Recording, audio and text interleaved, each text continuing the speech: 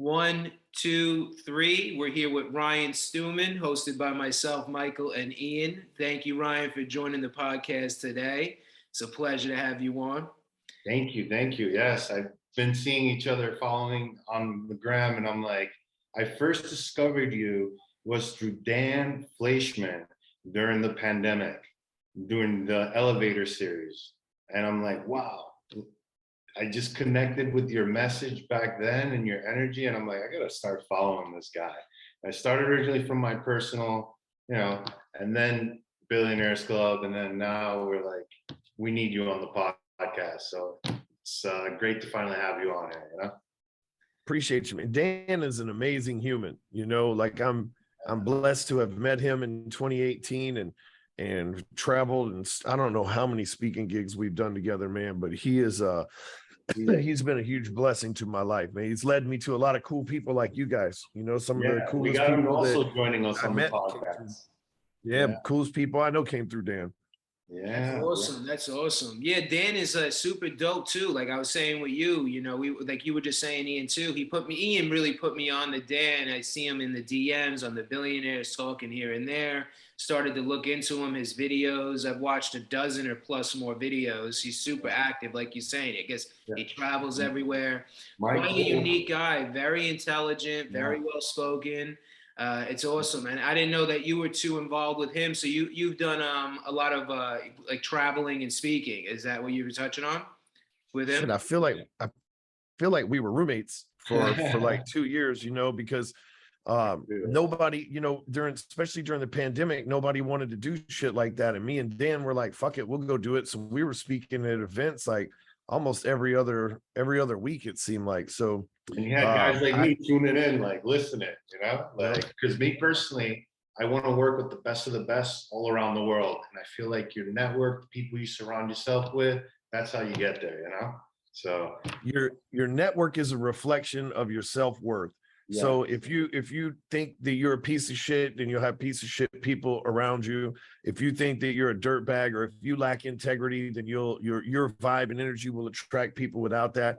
If you are looking to, for like me, one of the reasons that I initially was attracted to hang out with Dan and people like him is like, hey, I'm doing good, but there's like a level of people that are doing real good. Dan's friends with billionaires and stuff that he's introduced me to, it's like, but a lot of people, they say, oh, I can never hang out with those people, or they're not my kind of crowd, or whatever the case may be. And really what they're saying is, I don't feel adequate enough to have those kind of people in my circle, because it takes a certain, like 2 weeks ago, Fat Joe was in my office. Friday, Waka Flocka Flame was in my office. It takes a certain level of mindset for those guys to walk in and you not be like, oh, I don't belong here, or they're cooler than me, or whatever the case. In both instances, those guys are way more famous than I am, but in both instances, they're like, hey man, I want to speak on your stage. I want to do something with you. Hell, I didn't know that you guys had shit. Y'all are like the music industry of seminars. That's what I'm talking about, and for me, I'm confident enough to where I feel like I belong in those circles. I haven't always felt that way. I've had to evolve, you know what I mean? Just like I've had to evolve financially. But a lot of people, they can't see themselves in those circles, and they wonder why they can't ever break free from the same old bullshit. But it's they can't break free from the same old people in their life, Yeah, and themselves, right? Like that you versus you situation, like you've said, like you just touched on, so well said. A lot of people don't feel like they're aligned, or they can communicate or flow or vibe right. But, little do they know, they got to just put themselves in that environment. And everyone's just world is human, right? Everyone's putting their pants on with 2 legs, 2 hands. You know what I mean? And everyone's, that's really how you elevate too. When you're in that environment. I feel like you really elevated because you're also a contributor for Forbes, right? And like, I have been for 9 years. And like those are not paid. Those you really got to feel the person, and then you're like, okay, I'm gonna do an interview or write an article on it. It's like super authentic, Yeah, and like work with all the Forbes franchises all around the world. But like to have you as a contributor, like that sets like a high standard. Ian loves Forbes. We have a media agency. My family and I, we own a media agency. We work with all 23 divisions of Forbes around the world directly. So we do a lot of placements, but more on the paid side. You're a contributor at Forbes? Yeah, for like 8 or 9 years now, man. I have 8 or 9 plaques out there where they've given me like special membership awards and stuff, man, because I've been with them for a long time, brought a lot of people to them. Yeah. And you know, all these years that I've been with Forbes, I can tell you how I leverage it to really make a lot of sales from it in an unconventional way. So I've only wrote one article about somebody else in like interview and in whatever the hell you want to call it in Forbes in the 9 years I've been with them. That one person was Ed Milet before he had an Instagram account, right? Ed, I met Ed through Dan. Actually, I met Dan through Ed. Before I actually met Ed in person, one of his people asked if I would interview him to be in Forbes, and I was like, I really don't do that. That's not how I leverage Forbes. Yeah. And they were like, I think you'll like this guy, and you know, he's kind of your speed. And it's like, all right, whatever. And I'm sure Ed was kind of the same way. I'm sure Ed was like, whatever, I'll go talk to this Forbes reporter guy. But man, Ed gets on the phone with me. He's like, I got 5 minutes, make it quick. I'm about to go get on my jet. I'm going to my second house in Coeur d'Alene, Idaho. I'm like, first of all, you have a jet. Second of all, what is Coeur d'Alene, Idaho? And he's like, Google it. And I look it up. It's like, what kind of jet do you have? And he's like, I got a Falcon 50. Google it. This is a long time ago. Yeah. And I'm like, man, who are you? Like, what are you like? That's like a $50 million house. You talking about it's an extra house. He's like, oh yeah, look at my Laguna Beach house. So we just like, and he wasn't bragging. It was just, we got to talking, you know, and end up becoming friends. And that's actually how I met Dan. But that's the only time I've ever leveraged it. Obviously, that was a big leverage. And I had to fight Forbes because they don't like the interview style sometimes. Yeah, and they I had to like organic. Yeah, I had to rechange it and compare him to some people. But he was about to open an Instagram account. And he wanted to get verified, so he needed some big press in order to get it verified. That's how I met Ed. But what I do with Forbes is I got verified as well through press with Forbes. Just woke up one day and I had the blue check mark, and I'm like, real recognizes real, you know? Yep. Same here. That's how I got mine. I'm pretty sure too. I just woke up one day and it was there, but I assume it's because of the publications that I put out. Yeah. Because it's not like I'm an athlete or a celebrity or anything, you know. But you know, the way that I use Forbes is I leverage it to, like, I'll send out a survey. Like now I'm a little different because I'm CEO, but as a salesperson 9 years ago, what I would do is I'd say, hey, I'm looking for information to contribute to Forbes. This month, they want me to write an article about how to get leads. Who's struggling with leads, and what are some of the things that you're struggling with? And so I sold lead gen to people, man. I get a whole ass post full of people saying, oh man, I'm struggling with this. Oh, I'm struggling with that. I slide in their DMs like, hey man, I can help you with that. And I'm glad I would say, hey man, that was good input that you gave me. I'm probably going to use that in Forbes. By the way, I can help you with that problem. So, man, I would always post about what I'm going to put in there. Hell approach, top, middle, bottom. You knew when they were coming back, you had these 5 or so statements to send. When this one comes, right, you had a tiered level statement. Absolutely. I do the same thing. And that's how I think marketers work at like a high level. You know, get very organized, get very templated out. Messaging is really, you know, well done. And then you just kind of get them through this funnel, right? That's pretty interesting what you just did. You know, I even got to replay this after I upload this podcast just to listen to that again, because I hear you. Remember also hearing that you're into the metaverse, and that in the metaverse you have this land that you rented out to a bank and it pays you like each month or something like that. I'm like, wow, you know, like you do that in the metaverse, and you're like the first guy that did that I noticed, you know. I have a few different plots of land that pay dividends in different coins. So I own this stuff, like, for example, is NFT worlds. And I can't remember if they're Minecraft or Roblox or whatever the hell it is, right? But I own land in there. And since it's in part of their ecosystem, once a quarter, they send me an alert and I go pick up money. The first time it was like $40,000 or $50,000 worth of shit. You know, crypto's a little weird right now, so it might be $500 to $1,000, but it'll be back. You know what I mean?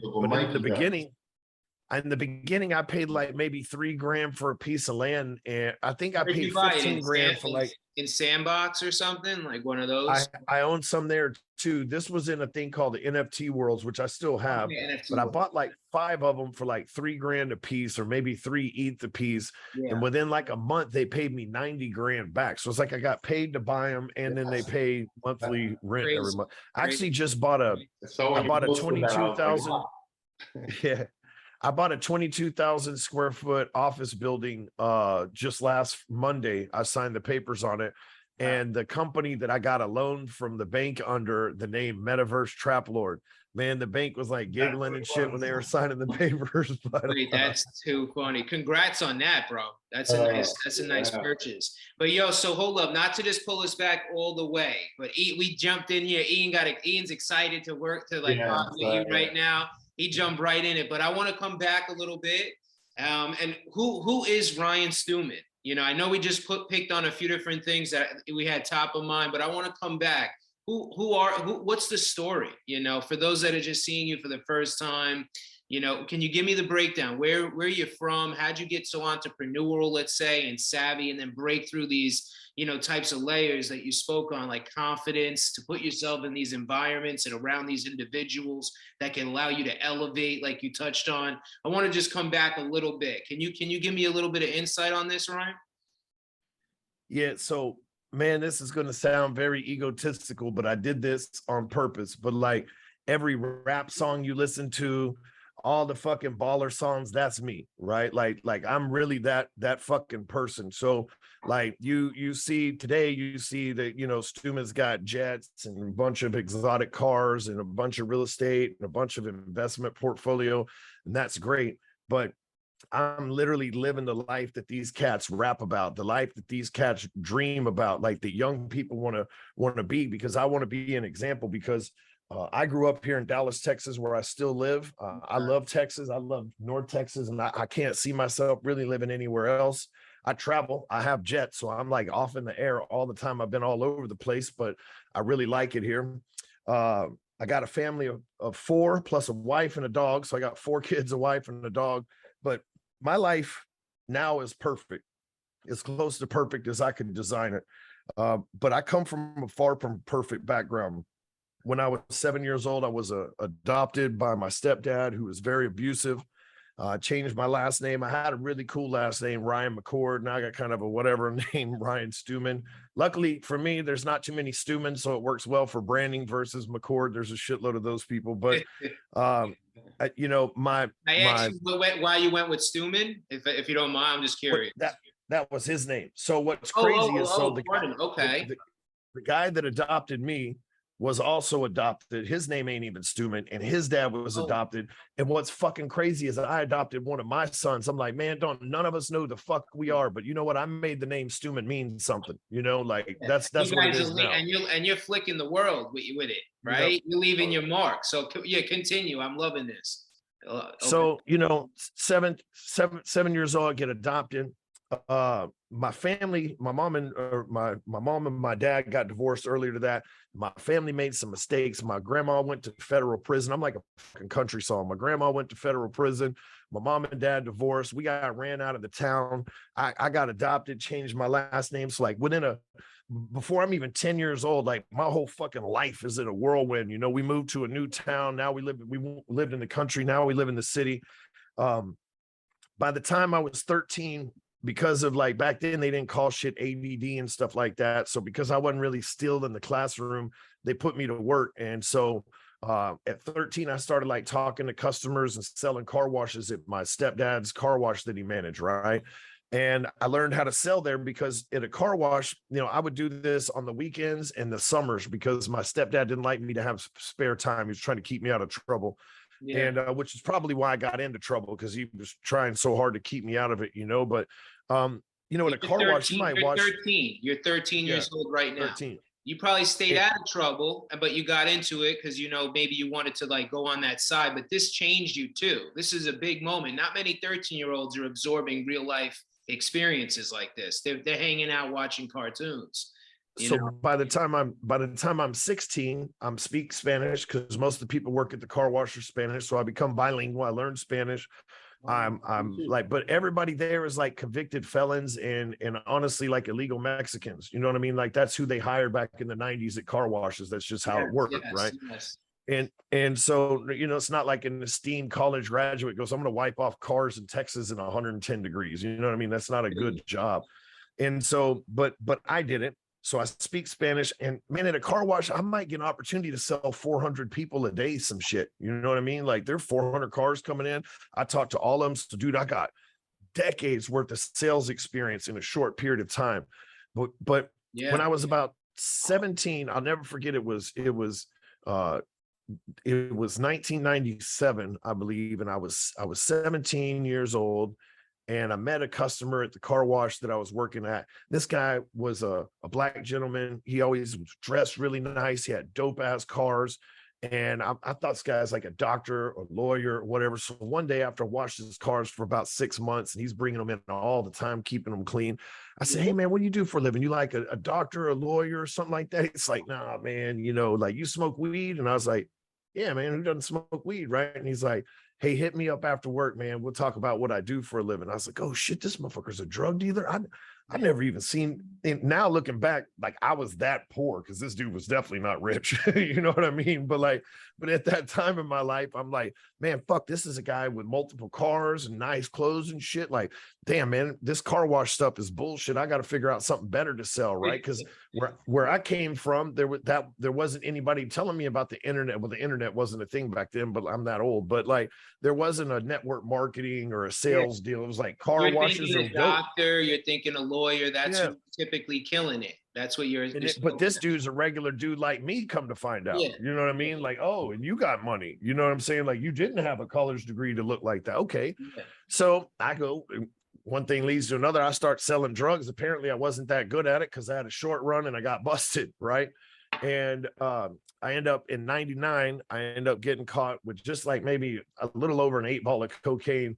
And I got sentenced, and it's because I was so poor and I couldn't afford shit in my life like a good lawyer. I end up pleading to 2 years in prison. So got a felony on my record at like 19 years old. I weighed 120 pounds of skinny white dude, looked like a golf ball sitting on a white tee when I walked into this motherfucker. And like, dude, it's like 97% African-American in there, and then me, and I'm like 19, and like I said, weighing 120. It was the fucking scariest thing you can imagine in your life. And they sent me to like 6 of these motherfuckers over a 2-year period of time. So you know the scene when like you see in movies, and it's not always this way, but like when you walk in prison in the movies and they're like, hey, you know, fish, or I'm gonna fuck you tonight, or rookie, or whatever. I gotta do that shit like 6 times, man. Like, because they moved me around within 2 years. Some people get a life sentence and never leave one place, so they make a home there and they get to know people. Like, I'm constantly being, it is the worst, still to this day, and I've been through some crazy shit. It was the worst experience of my life. So when I got out, I said, I'll just go back to work for the car wash and I'll never break the law ever again. Right. I'm sorry, God, I'm gonna go back to work. Right. Yeah. So I go to the car wash, 21 years old, work my way up to manager. Man, I can take this thing apart, put it together, do everything. Man, I fucking know everything about this car wash. And I always say this now, like, for a while, hard work will go unnoticed, but eventually it can't be ignored. And one day, a customer that came there a lot of times noticed me, just like the guy that I talked to, the drug dealer guy, but she was a businesswoman, and she said, she was a Hispanic lady. She said, hey, I want to teach you how to do finance. I'm like, I can't even spell that shit, man. I didn't even graduate high school. I'm a convicted felon. She's like, no, I will teach you. And a guy like you that's willing to work as hard as you are at this car wash in our business, you'll be a millionaire in 2 years. She was right. I went to work for her. Within 6 weeks, I made like $28,000, which was a whole ass year's work in the car wash business. I started doing going to seminars and selling people in the back of the seminars, like financing. Like, you're going to a real estate seminar, you're going to buy houses. I was doing their loans for them, man. Like, just making crazy money. I bought 32 houses, like made $1 million in 2005 alone. And the fucking police raided me thinking I was selling drugs. I'm like, ain't no drug dealers making this kind of damn money. What are you talking about? They raid my house. I don't have any drugs in my house, but I had a gun. And the gun that I had, it wasn't registered. No. So good old President Biden wasn't president back then. This is how long ago that was. but Biden and Clinton sponsored something called the Brady Bill. And at the time, if you had more than 10 rounds in a gun, then it was illegal, just like they're trying to do right now. Well, I had old guns, so they had 17 round Glocks, 16 round Glocks, right? So I had 2 of those clips. So at first they charged me for possession of I don't know, prohibited firearm or some shit. Then they gave me then that couldn't stick because those were previously anyway, they weren't after the Brady Bill, right? So then they gave me felon possession of firearm, but it'd been 5 years, so I had the right to bear arms in Texas again.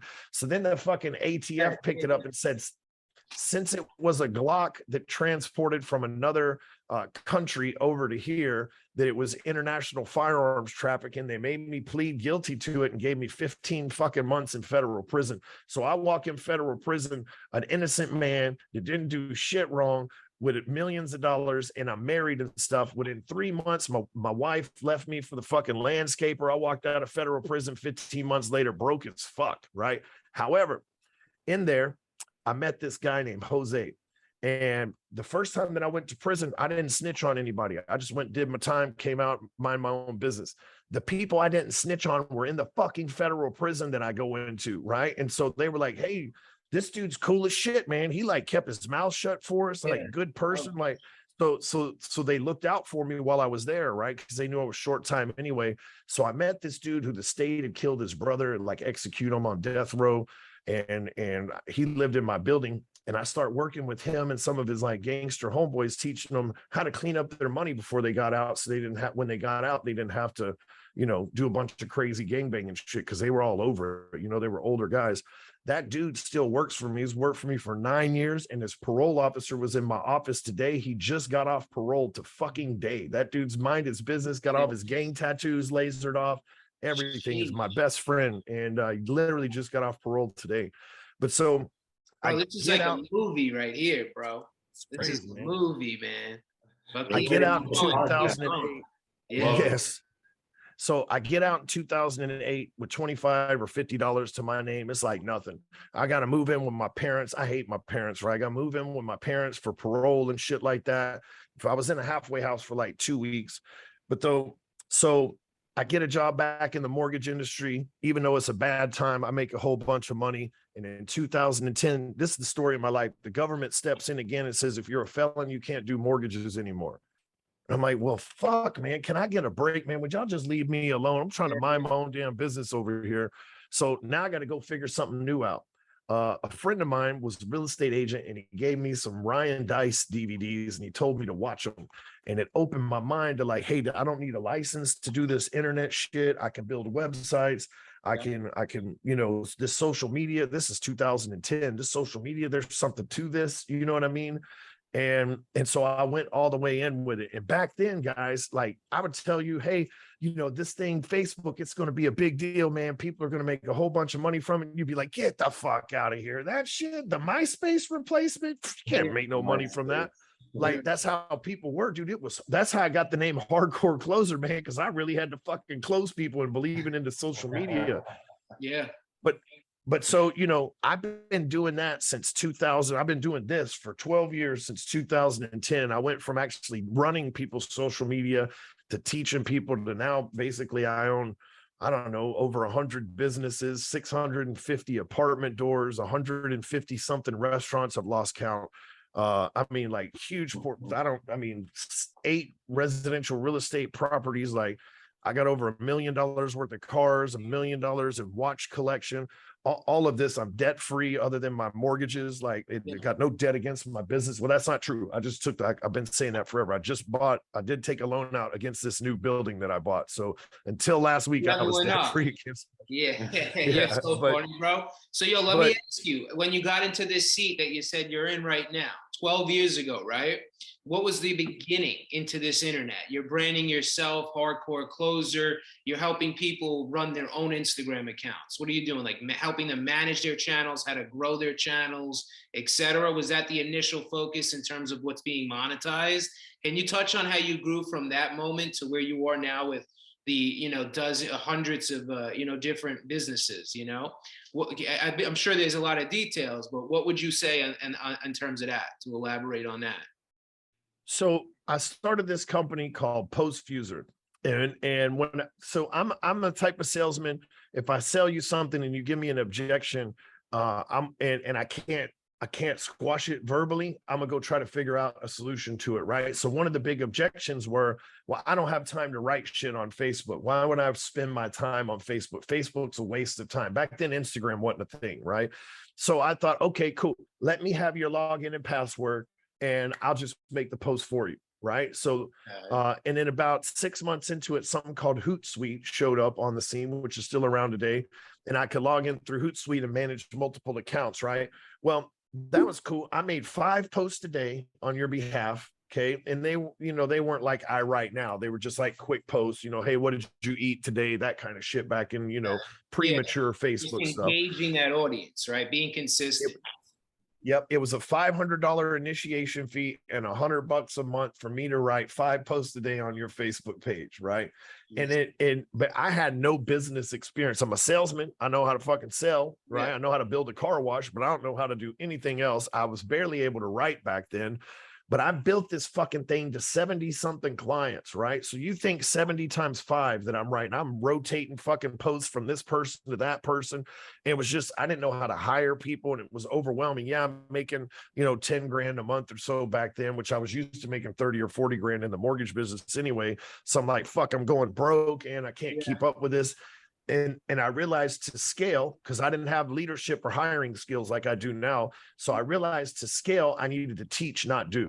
So I thought, man, that guy that gave me those guys that gave me those DVDs, right? Like, I don't have the people to do, so I need to teach. So the guys that gave me those DVDs, what if I went and made something like that, but instead of DVDs, because it costs money to print DVDs, what if I just use YouTube and put them on unlisted? So I go make like a WordPress site, and I made like 5 videos, and I called them the Social Media Syndicate. And I charged $97. And so I would sell, 2 or 3 a day, sometimes, 5, 10 a week, make about $1,000 a week selling these courses, right? After a while, I paid to join a mastermind, and this guy named Kevin Nations taught me how to make a high ticket offer. And again, this is 2011, you know what I mean? And it was before Dan Locke and all these people, right? You went crazy with this, man. Crazy with it. You already know. Yeah. And so he showed me how to do these small, he's like, here's how you scale what you're trying to do. Cause he's like, you don't know enough people to sell $97. And Facebook ads weren't a thing back then like they are now, right? So he's like, you don't know enough people to sell at $97 to get rich. You just don't. Yeah. He goes, so what you do is you start these little events. He calls them big money from small events. And he goes, you have like, 4 or 5 people come and pay you $5 grand each. And then when they're there, you upsell them into a year-long mastermind at $20,000. So then you got 4 people show up, so 100 grand. And I'm like, oh shit. So I go to his house. He teaches me how to do this. My first event, 5 people, $100,000. My next event, 3 people, fucking epic fail. The event after that, 8 people. Now the last one that we did, 300 fucking people. You know what I mean? Like crazy. Over the course of 12 years. Yeah. This year, the biggest. It's like Dan Pena, right? And I think Locke learned from that guy Dan Pena or Pena, who does these courses, lives in a castle. He does this stuff where he has that angry old man. Yes, you motherfucker. That's what I think of that when I think of him this morning. But yo, this is crazy. But continue, man. I'm in tune with this. Dan Locke is on, follows us, engages all these guys, and we see it. Like we could sell a course probably tomorrow on like how to grow a channel. And there's these stacked like 5 or so videos. You charge $90 a month. It's crazy. I love it. There's a lot of money in this too. There's a tremendous amount of money in this. So what I did from there was I recorded the events, and then I would sell the replays as like the digital version for like $2 grand. So now I got 3 products, $97 entry, $5,000, or I got 4 products, $97 entry, $5,000 event, $25,000 year-long mastermind, and a $2,000 digital product. So now I got a fucking library. So I'm starting to be able to hit you no matter what your budget is. You come to me for help, you at least got $100, right? You want more help, you can go into these other things, right? And so I remember, so that time, I remember it was like August of 2015, we had our first $100,000 a month where we like collected cash 100 grand. Like we had sold it a couple months before that, but collected cash. But the problem is everything I'm doing is a one sale to an event, one sale for $99. So about 2017, I'm like, man, how do I, instead of saying, hey, join my mastermind for a year, how do I change the language? Like, hey, join me for life. Like, what the fuck, you're going to go everywhere else? We're the best anyway. So just join us. We're going to always have the best people, your favorite stars in it anyway. Your favorite internet guru probably came from our camp or is a part of Apex anyway. Most of the coolest people out there are part of our shit anyway. They've been a part of it, right? Because I knew a lot of these guys like Fleischman before they were internet. I wouldn't say like he was on the come up for sure and knew everybody offline, but in 2018 through now, he's definitely gotten a lot bigger. Same with Aaron Wag, same with Sean Whalen. Like I knew a lot of these guys. Yeah, Milet, all of them. Yeah. It's same with Milet. Yeah, I knew him before. Right? Like you have this equation. It's an amazing business model. All these templated responses, these categories of products, entry level is amazing, the tiered up level and systems, but you need that variable that's the retention. That like completes the business model, right? It's like so that Amazon, never stopping, right? Well, because in this case, we wake up in like it's the 1st of September right now. It's like, fuck, man, we got a whole new month. We burned last month's shit. You know what I mean? We got to go get a whole new set of customers this month, right? And so because throwing events and booking them out in the future and shit ain't cheap. I got to book 3-4 months in a row in hotel rooms and all this other shit. Yeah. So it's like it's constant struggle. So I'm like, how can I set this up? But that's the way I was in real estate. Real estate's that way. You do a deal, you get paid. You know what I mean? Yeah, it's a one-off. So like, how can I switch this? Exactly. So how can I switch this to where people stay forever? Right. So, but none of the other groups that I were in ever sold people on staying forever. They always sold you stay in our mastermind for a year. And so that was what I thought. But then when I changed in 2017, 2018, like people stopped leaving. And so, you have a $200,000 month, and then the next month it's 200,000 plus whatever you sold. Then the next month it's 300,000 plus whatever you sold. And we look up now and we're 6-7 years into doing that, and like what used to take us, what took me a decade to do, we now do in 2 weeks. You know what I mean? Because we've got 2,000 people paying us between $3,000 a year and $60,000 a year. And we have like over 300 alone that pay us $60,000 a year. And a lot of them have been with us for 2 or 3 years. So we don't have to wake up every year and be like, oh, fuck, our mastermind's empty. Where do we go? But we went from bringing in, the people within the group to bringing in guys like Fleischman. Like I said, now we got Fat Joe and Waka Flocka, and we had A-Rod and Logan Paul. So I've ascended in building their network full of those people like we were talking about in the beginning, and because of that, it's led to a bunch of these investment opportunities. I have 2,000 business people that are badasses that know what's this and what they're putting their money in. So I get a good look at everything. Yeah. I built a software company called Phone Sites that helps people generate leads and build websites and shit like that. And we've ended up gotten 10,000 and something users and 50 million views and 2 million leads for that. So, there's been a lot of byproducts that have happened out of that network as well. So, but I just I created it because I wanted to create something that I didn't see that was out there, somewhere that you could just plug in and it would continually evolve and that you wouldn't have to go searching for anything else, Absolutely incredible, bro. Absolutely incredible. I'm so happy we connected today. I swear, I have this mindset, that mentality. Ian, don't you feel these vibes right now a bit?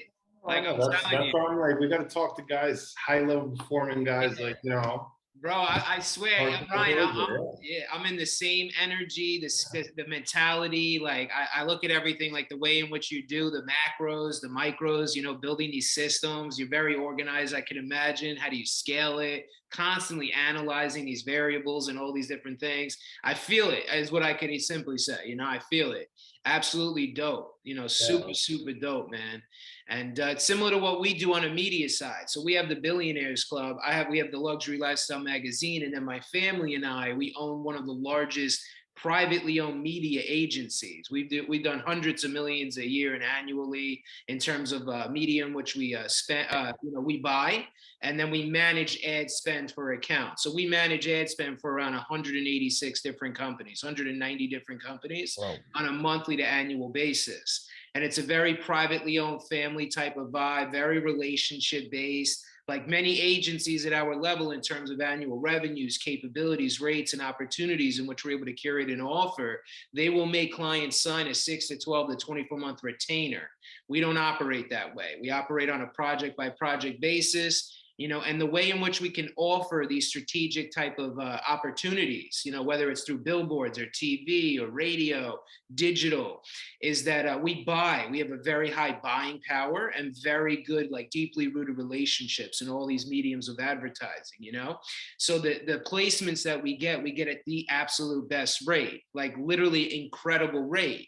And we'll offer, and in this type of way, we'll work on very minimal margins of profit. So we have really, strategic and beneficial or really fruitful, effective, marketing ways, strategies, and that the client will organically want to work with us again based on that performance and ROI, not locking them into a retainer, not to contradict the whole lifetime value thing, but this is our variable that like unintentionally, right, whatever, a byproduct is the long term or is the longevity, is that we're able to get these off, these types of placements at the best rates. And we maintain a very personalized, relationship type of way. But we're very big on this pipeline.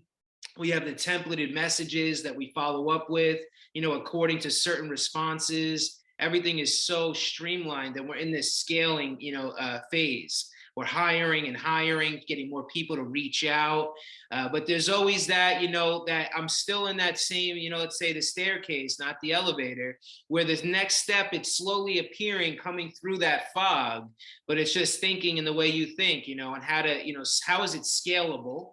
And, and how is it all going to make sense? Like kind of like how you were there some years ago, you touched on with the managing of accounts. Let's say you had, 70 clients, but you're all over the place with 5 posts. It's almost like insane.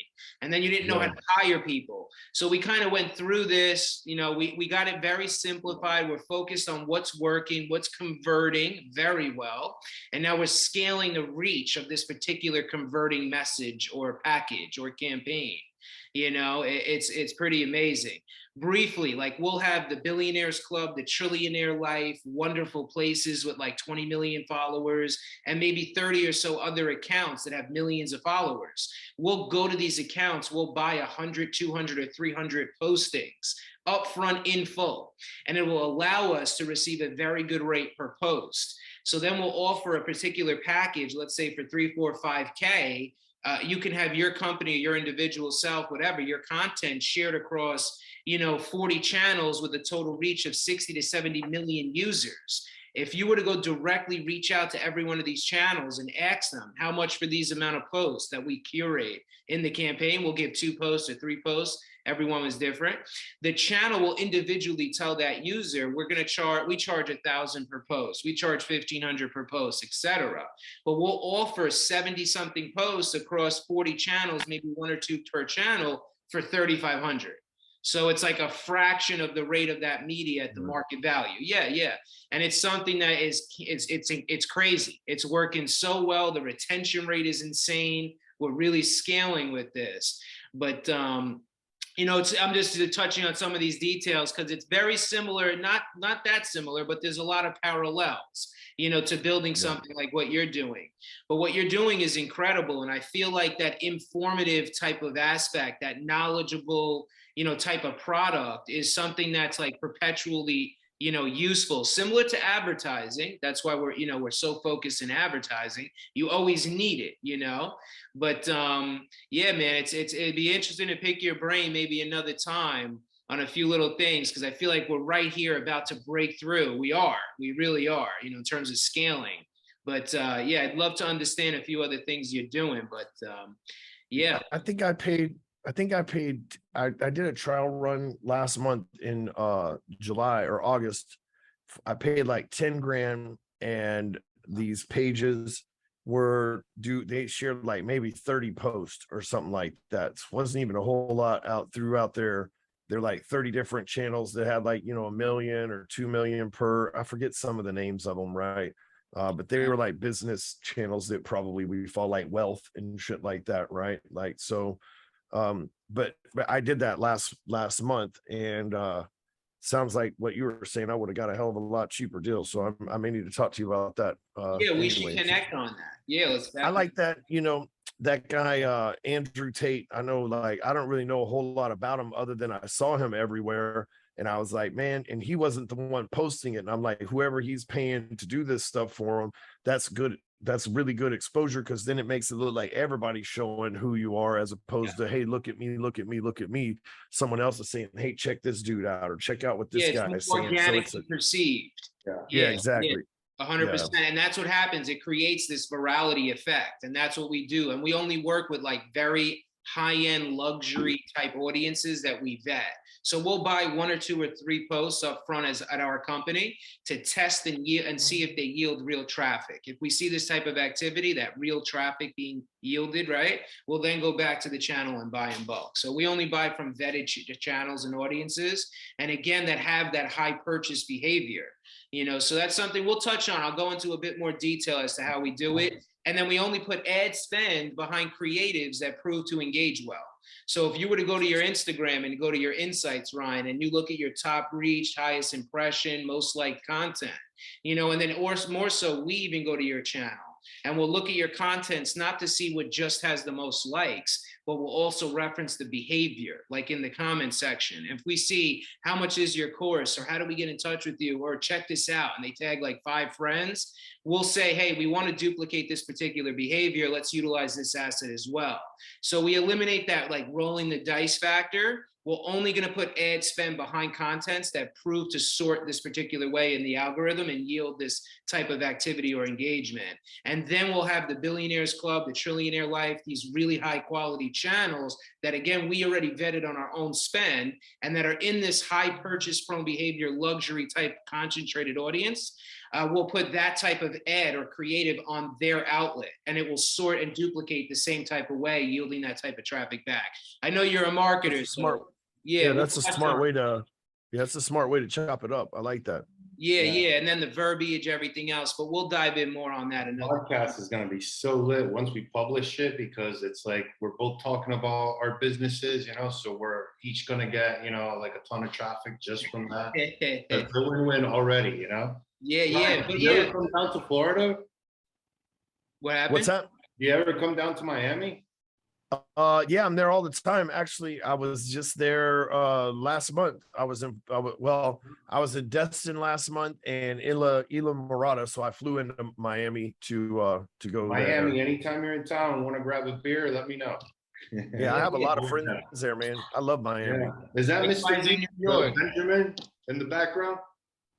Yeah, Mr. E. Yeah. Oh, it is dope. He's one of my buddies too. Like, yeah. That's an original from like 2013. Yeah. So so this is like, this is an original one. He made these for me and Floyd Mayweather back then. Oh, yeah. He also made one for like a $10,000 gold bill, and that one's for the guy from $1 Million Listings in LA, I believe. Yeah, Altman. Yes. Altman. Yes. Yeah, he had it in his office. Yeah, for Mr. E as well too. But that was the collaboration that we did way back in the day. Such a nice guy. Love him. Yeah. But Ryan, with respect to your time, just to even ask you a few more things, because this is absolutely amazing. I'm so thankful you came on again. It's such a pleasure. Is now with what you're doing now, what's like the morning routine to Ryan? Just to dive into this real quick, because this is something we found to be very interesting across the board with creators and entrepreneurs like yourself. So what's that morning like to keep you so driven and on this path? So I have a weird sleep cycle. Like I might go to sleep at like 8:30 or 9 o'clock and then wake up at like 2:30 and then stay up for like 2 hours to like 4:30 and then go back to sleep to like 6:30. Right. And then it's almost always that way. And then by 7, I'm in the gym. Well, so during the time that I'm waking up, I'm listening to like a podcast or a book or something motivational, like Eric Thomas, Andy Frisella, something like that. Sometimes Andy can be over the top yelling, but his start in the morning with sometimes he's got rants and motivation. I prefer his motivation stuff. And same with Ed. when it's like, I like his podcast when it's just Ed, you know what I mean? ET is my all-time favorite, but I'm listening to something like that because the way that I do my whole social media experience these days is by the time I get to the gym, which is between 6:30 and 7 in the morning, when I park out front, like, and I've been doing this for forever, that's when I write my daily posts on Facebook. And then I go I got a personal trainer. So I go into the gym, work out for an hour, home, shower, got a whole day in the office. Sometimes I'm on the road speaking and stuff like that. But, that post that I do every morning in front of the gym, I take a few minutes and write it all out and everything else. Man, I take those and recirculate them in the groups 2 weeks later, put them on Instagram a month later. So like that's the feeder for everything that I do. So like every morning stopping there, making sure that I put my thoughts, something that I heard on a podcast, something the podcast made me think of, something, you know what I mean? To where I got something that may have happened to me. That's the extraction of value. And then you narrate moving forward, basically off these moments in the morning, right? Yep. Fire. We call it, that's funny you use that word because we call it the E3 method, right? You have an experience, you extract the lesson, and then you entertain the audience with a story, right? So like the E3 method, right? Okay. So, but that's what I'm trying to do every day so that I've got content. I don't have to write shit the rest of the day. You know what I mean? But you think about it, by like 8 in the morning, I've got my social media for the day out of the way. I've got my gym for the day out of the way. I've got a podcast or maybe an audio book out of the way for the day. So before I even go in to actually start work, I've already got a whole day's worth of fucking experience for a lot of people out of the way. Right. And at work, let's say I'm here I get here by 9 a.m. I try to finish everything I can between 2 and 3 p.m. So like my schedule, if you guys notice, I was on here before you guys, like by 2 minutes, like my schedule, if I could show you, man, it's like back to back to back to back. My schedule's my boss. I'm an entrepreneur. I don't have a supervisor or a manager. So I rely on a schedule to tell me who to talk to at what time. And if you like, hey, I need to holler at you, like I own a daycare center up in Minnesota, and the operator, hit me up and said, hey, I need to talk to you. Can we hop on the phone real quick? I'm like, no, we can hop on the phone at 6 o'clock this evening is the only time that I got free. We can hop on then, unless that place is on fire. And even then, don't call me, call 911. You know what I mean? So, because most people love you, bro. Yeah. Well, I tell my boys, no one tells me what to do, bro. I got to tell myself what to do. I love it. Exactly. And most people don't know what to do with their time because nobody's directing their time. And since nobody's directing my time, I just everything that I need to do, I put on the calendar. Like when you guys hit me up, I'm like, let's do it. Here's the link to get on the calendar. You know what I mean? Yeah, like you were boom, boom with it. That's how I run everything. And then that calendar tells me what to do. And it actually makes it very easy because I can look back at the end of the day and go, did I do all this shit on here? If I did, I won. If I didn't, I failed. It's that simple. There's no I'll do it tomorrow. There's no I'll skip this. There's no, oh well, this happened. It's at the end of the day, did I fucking win or lose? There's no excuses. Facts. Nah, every point. I'm telling you. I tell my boys, I'm like, you're late? Bro, no one told me to get up on time today.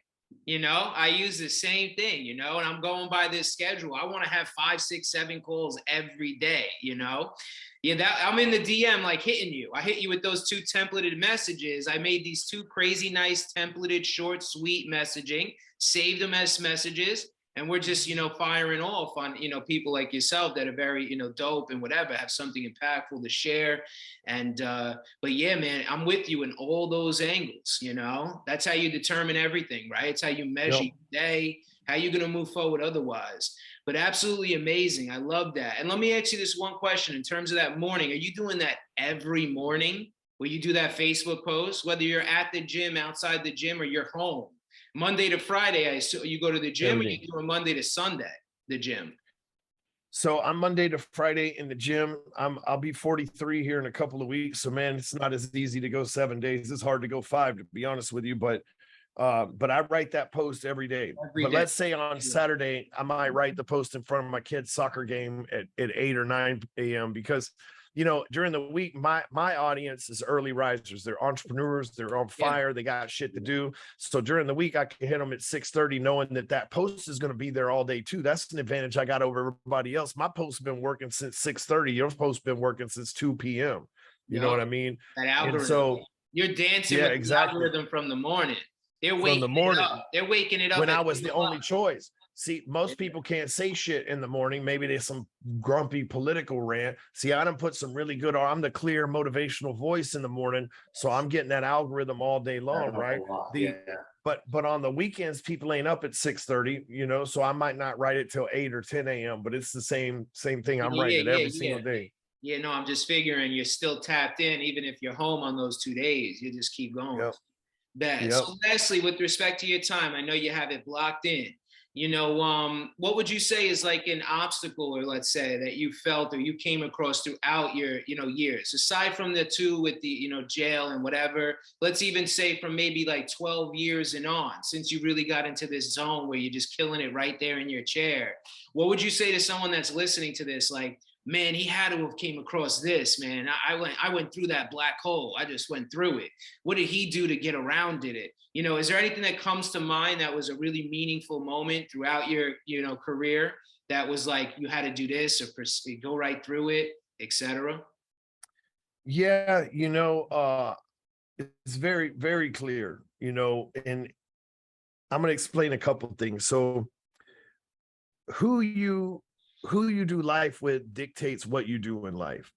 And so when I did life with drug dealers and gangbangers, it dictated that I go to prison, right? I do life now with celebrities and entrepreneurs and millionaires and billionaires. As a direct consequence of that, I have tons of investment opportunity, amazing network, good life, taxes paid, that kind of shit, right? And so many people, like I was saying earlier, they have a lower sense of value than who they really are. So if you guys don't mind, like I can do this with you guys, but your audience listening to it will love this. But let me walk you through like this 3-minute exercise. And when I did this shit, and I've done this for thousands of people and changed thousands of lives, and this is the game changer for me when I had this realization. So let's do this. So if you're in the audience, just if you're at your desk or whatever, if you're on a treadmill or driving, obviously disregard this, but like if you're at your desk or whatever, just take a couple minutes and you guys play all in with me here for a second. Just close your eyes and then don't open them again until I give you the command to open your eyes. So if you would, actually what works best, sorry, I forget something because we're on the podcast. What works best is stand up. Okay. You guys play along with me here. So stand up. And what we're going to do is just like move your chair out of the way. So stand up and close your eyes. Okay. Close your eyes. Take a deep breath.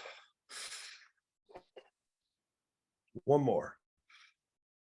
Now don't open your eyes until I give you the command.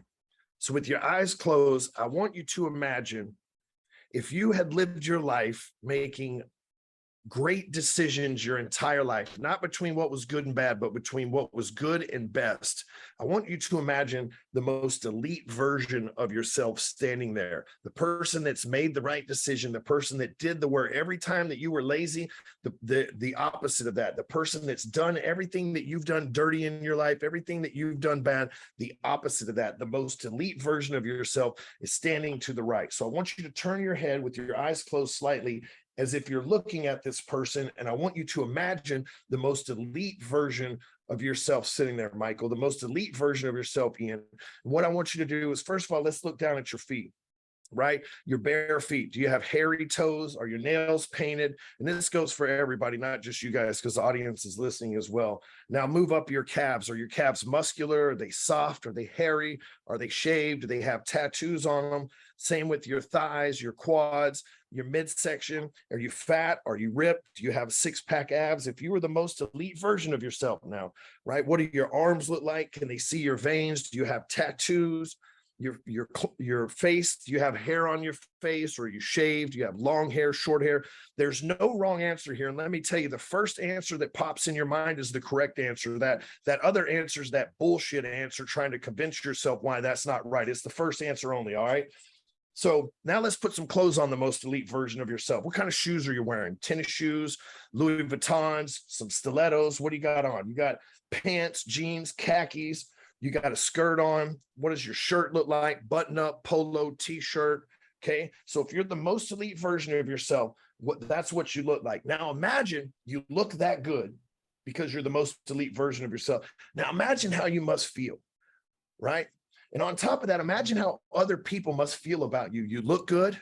You've got your finances in order. You've got a good head on your shoulder. You've got an amazing network. People love you. People respect you, not because they want your money, but because you're a good person, not because they want to get in your pockets, because they think you're an amazing leader. Imagine what that person must feel like, how they look, how they feel. They feel loved and trusted and respected and powerful and influential in all positive ways because you've made the right decisions. So just take a second and imagine what that person looks and feels like, the most elite version of yourself standing there. Now, what I want you to do is I want you to take your feet right now where you're at and place them in the feet where you saw the most elite version of yourself to your right. So take one step over and stand there. And now open your eyes and turn your head forward. See, guys, that person you saw there is who God called you to be. That's what's possible for your life. And until you make the decision to say, fuck your excuses and go all in on becoming that person, life won't ever be the same. When I saw that version of Ryan Stewman there, this is fucking him now. This is him. Go back and look at my old videos, how I walked, how I talked, how I carried myself. When I had that vision and I say, God's not going to show me something that's not possible if I'm willing to do the work. And 5 years later, man, I created a 4-point system for personal development. Long story short, it's called the G code. The most you can get is 4 points a day. And as you can see, I have 3,857 fucking points, man. I've been doing this shit every day without fault for 1,146 days, guys. So that was the biggest breakthrough, is I realized who I could become, and I had some building blocks to be able to help me become that person. And so many people walk around, they don't know who they are, they don't know their purpose, what they should look like, so they just go into a funk, and that really gives you some clarity on what's possible, you know. Unbelievable, bro. Thank you. Absolutely powerful, major. Felt the energy. Yes. Yeah, I appreciate you, man. I felt it, and you visualize yourself, you visualize inside and out, you feel it. That's major. That right there was major. I really appreciate it. Thank you. Absolutely, gentlemen. And man, I appreciate you guys having me on. And Yeah. anytime you need anything, just slide my DMs. Let me know, man. I'm there for you. I appreciate your support. Billionaires Club, the magazine, we're with you. All right. Let's stay in touch, Ryan. Appreciate you. Appreciate you, fellas. Keep doing your thing, brother. Keep doing All right. Thank you. We'll be in touch. Thank you for watching this episode. We upload a new episode every Friday at 5 p.m. EST, Eastern Standard Time. We as well greatly appreciate those that have subscribed to the channel. We appreciate the love and the support. Lastly, if you've missed last week's episode, tune into the episode right here.